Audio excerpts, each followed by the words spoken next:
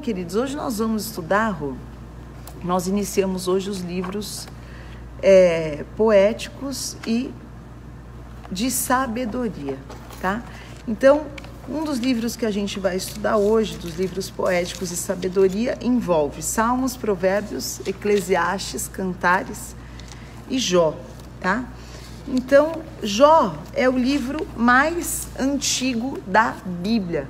O autor não se identifica, mas muitas pessoas acreditam que ele foi escrito por Moisés. Quem era Jó? A gente sempre, quando vai estudar a Bíblia, a gente precisa saber o quem, em que contexto, né? Para quem foi escrito aquilo, por quem foi escrito e para quê, né? Cada parte da Bíblia, ela tem um objetivo, ela tem um propósito, mas ela tem um contexto, ela tem um pano de fundo, que é importante a gente sempre saber o contexto que aquela palavra foi dada, porque o texto fora do contexto vira pretexto, né? Então, a gente sempre precisa colocar dentro... texto fora do contexto, já viu? Vira pretexto para briga, pretexto para falar tanta baboseira que tem gente falando por aí hoje em dia. Os 2 primeiros capítulos de Jó, ele começa onde? No mundo espiritual, tá? Então, Jó é um livro muito interessante por causa disso. Porque ele se apresenta como que é o mundo espiritual. Então fala que Jesus, quando ele ressuscitou, ele se assentou sobre um trono, tá? Então ele é o nosso advogado, ele é o nosso juiz. Perante esse trono se apresenta o nosso acusador, né? E quem que é o nosso acusador? É o inimigo. Então ele pega, quando a gente fala que anda com Deus, ele leva essa acusação diante do Senhor. Para quê? Porque quando nós somos pessoas lavadas e remidas do sangue de Jesus, o diabo não tem mais o poder. Ele não pode, é como se tivesse assim uma ordem de restrição. Ele não pode mais encostar em você, a menos que haja permissão de Deus. Ele perde essa liberdade de comandar a tua vida ou tocar na tua vida. Então ele vai diante do Senhor, ele se apresenta com as suas acusações. E Jó acontece exatamente isso. O acusador vai diante do Senhor, os 2 primeiros capítulos, depois você lê, que é um livro curto e muito interessante. Eu vou dar o panorâmica, depois vocês, lendo, vocês vão entender cada um dos pontos que eu vou ressaltar aqui hoje. Bom, aí ele fala, olha, o Senhor fala, você viu Jó como ele é fiel a mim? Você viu Jó como ele me ama? Porque mesmo não sendo hebreu, ele era fiel ao Senhor. Ele prestava o culto dele, a oração dele ao Senhor. E aí é claro que o inimigo vira e fala, bom, o que todo mundo fala, né? Ser fiel também com todas essas bênçãos, tá fácil para qualquer um. Eu queria saber se ele passasse por alguma provação, se ele continuaria sendo fiel. Aqui vem o ponto 1 daquilo que é a inspiração que esse livro traz para nós. A Bíblia é cheia de histórias interessantíssimas. E Jó é uma história muito fascinante para mim. Porque o nosso caráter, ele se manifesta na dor. Quando nós passamos por uma dor muito intensa, é a hora que você tem que tomar as decisões mais sérias da sua vida. Ou entregar os pontos, ou você levantar para guerrear. Ou você desacreditar de Deus, ou você acreditar como nunca. E ali então era um momento que o inimigo falou, me permite assolar. E essa permissão veio da parte de Deus. Então aqui a gente vai conhecendo como Deus. Muitas provações, às vezes, mesmo quando a gente já está, elas vêm da parte do Senhor. No que sentido? Deus permite que elas aconteçam conosco. Para quê? Por que Jesus foi levado pelo Espírito no deserto? Para provar o que estava no coração dele. Porque tem muitas vezes que Deus permite que nós passamos por provações, para saber o que vai no nosso coração. E ali, Deus, ele revela todos os dias quem ele é para nós, nos dando vida através do amor dele, através do cuidado dele. Mas na hora da dificuldade é a hora que a gente mostra quem nós somos para Deus. Qual que é o nosso caráter para Deus? Então, Deus falou sobre Jó, e isso me encanta. Imagina um dia Deus falar isso sobre você. Pode provar, porque ele é fiel. Ele era reconhecido por Deus como fiel. E essa é uma das orações que eu sempre faço a Deus. Eu quero que o Senhor sempre olhe para mim e tenha o prazer de saber que em qualquer circunstância eu vou ser fiel a Ele. Porque eu tenho uma aliança de fidelidade com Deus. E isso, eu sempre externo isso nas minhas orações, que é uma grande bênção. Bom, o que aconteceu com Jó quando o inimigo saiu então para assolar? Estava tendo uma festa, ele tinha 7 filhos, 3 filhas, todos esses bens, tudo. Estava dando uma festa na casa do filho mais velho dele, bateu um vendaval e destruiu a casa. Matou todos os filhos, sobrou só um servo para contar a desgraça para Jó. Então o servo vem e avisa, olha, estava tendo uma festa, morreu todo mundo, desabou, o barraco desabou. E aí... uma tragédia, aconteceu uma tragédia. E morreu todo mundo, e aí Jó começou a perder todas as coisas dele, e ele, por fim, adquiriu uma doença que tomou conta do pé até a cabeça dele. Então, úlceras, a gente não sabe se é lepra, o que era, mas a palavra falava de úlceras, que eram tantas que ele se coçava com cacos de vidro. Tamanha era a dor dele. Bom, é claro que imagina um cara rico como esse quebrar, essa notícia se espalhou aos 4 cantos da terra. Saiu, né, no New York Times. Jó está quebrado. Bankruptcy de Jó ficou famosa na terra inteira. E um beijo para a Bahia, seja bem-vindo. E aí, o que aconteceu? 3 amigos deles vieram de 4 cantos diferentes da terra naquela época e vieram conversar com o Jó.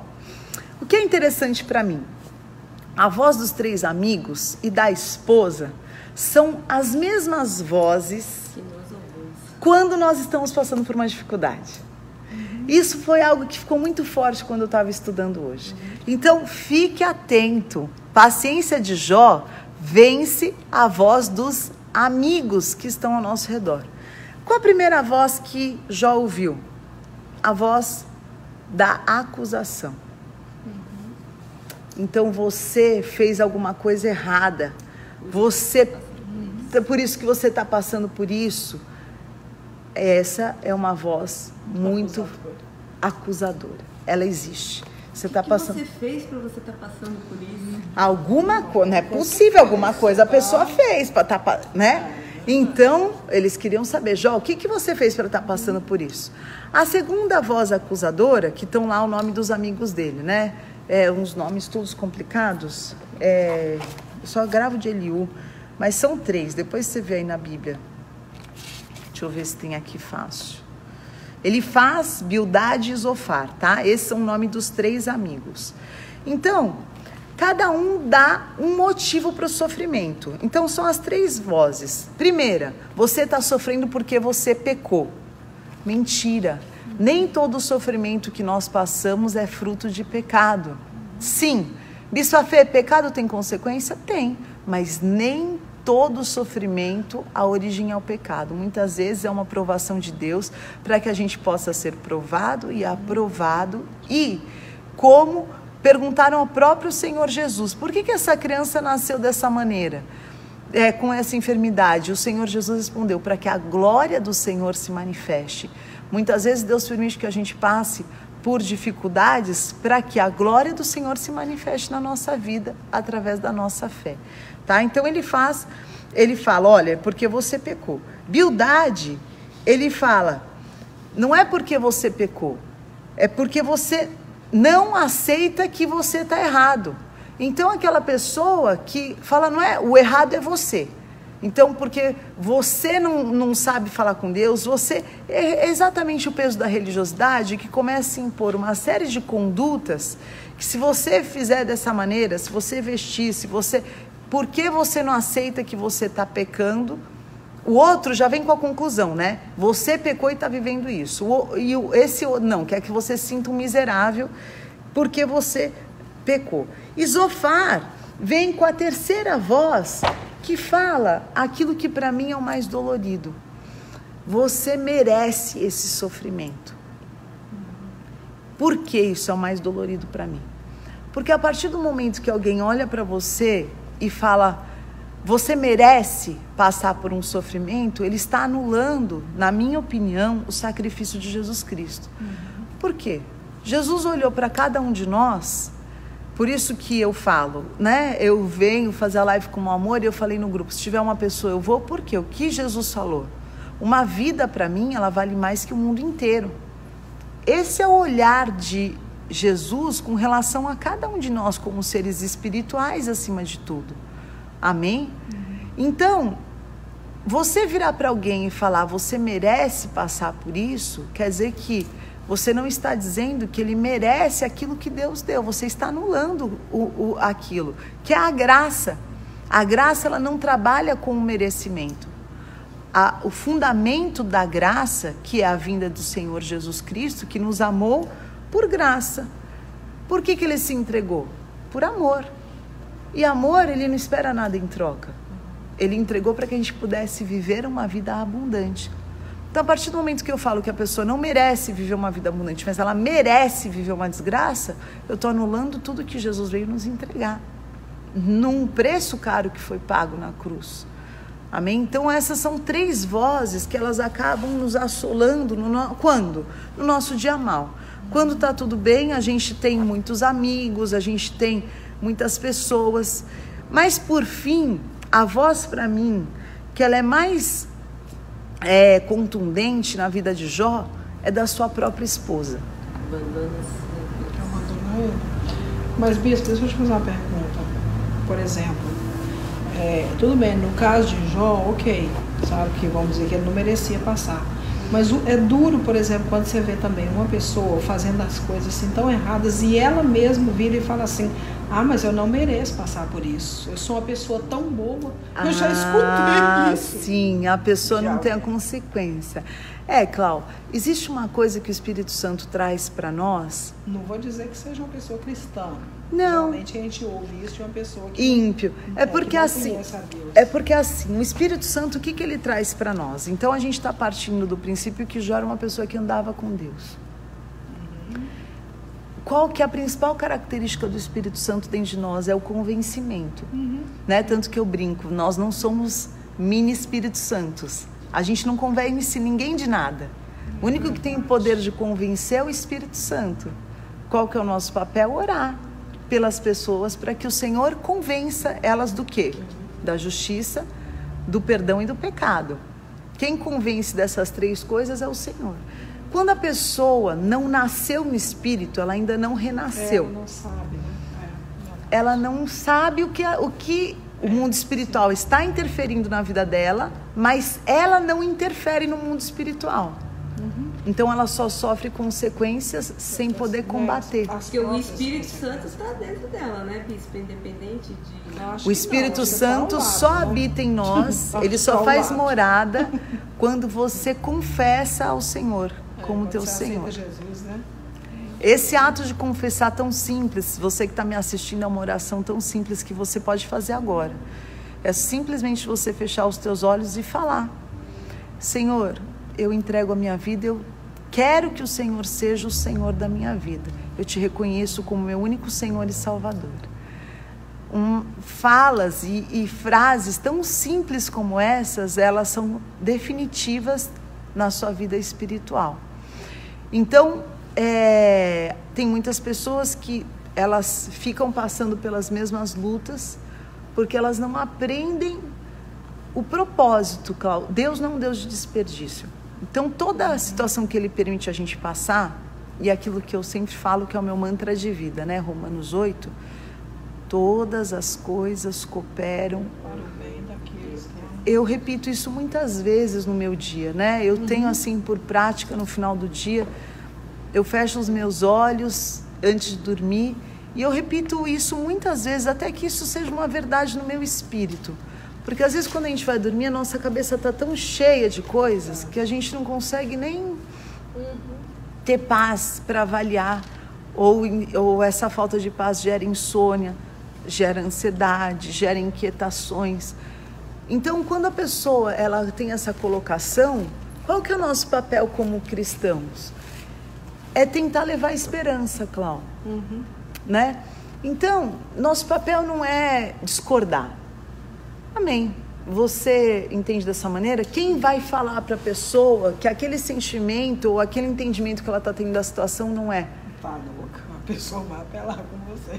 Ela vai sair para confusão com você. Isso acontece muitas vezes quando a gente não usa de sabedoria. Então, amém, você pensa dessa maneira? Só que faça as perguntas corretas. Né?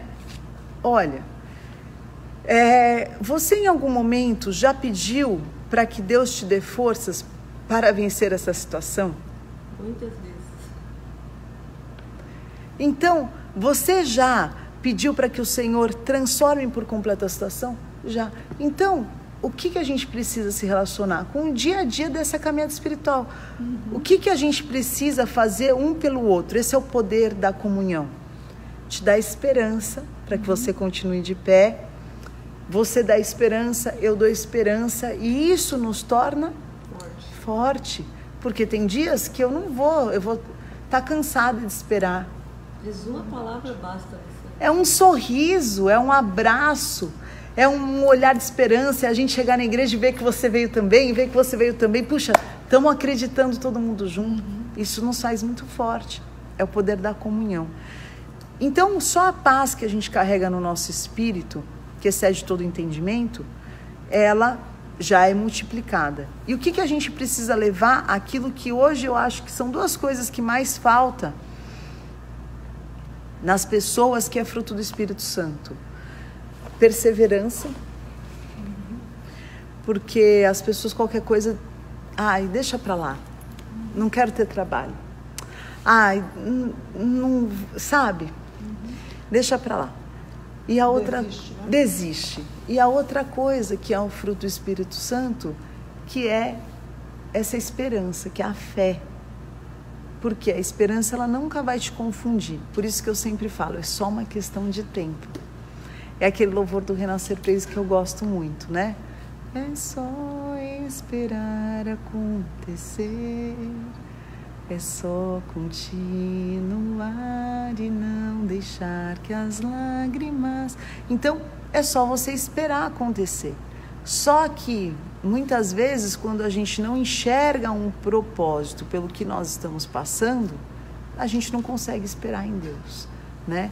Então, a palavra de Deus fala assim, aquietai-vos e sabei que eu sou Deus. Eu sou Deus, eu estou à frente de todas as coisas. Então, isso é algo muito fundamental. Amém?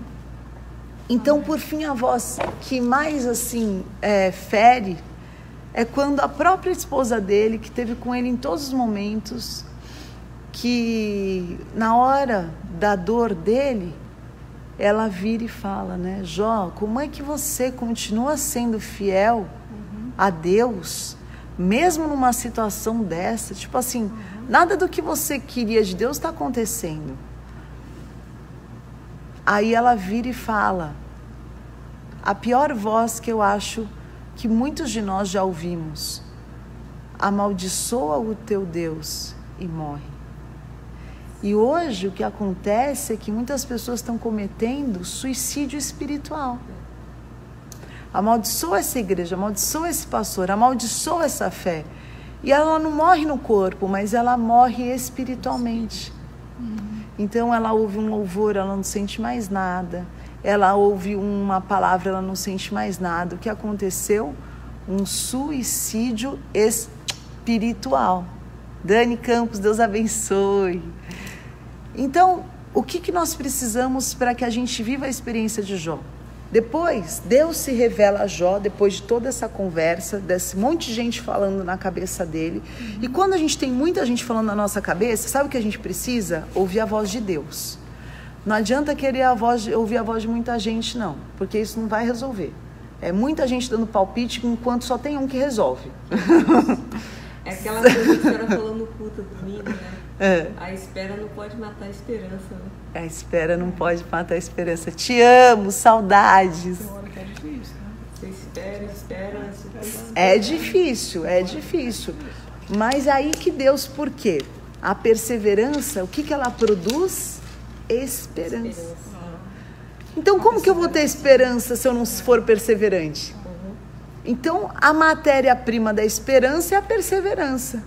E a perseverança nasce quando?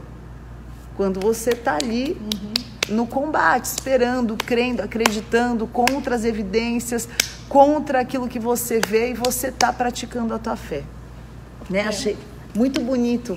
Uma das pessoas que ganharam a viagem para Israel, eu achei linda a atitude dela. Ela pegou o ticket dela e ela deu na mão do pastor que estava do lado dela e falou: segura aí que você vai pegar a minha viagem, porque eu sei que eu vou ganhar, eu estou indo para o banheiro orar, porque eu que vou ser a premiada.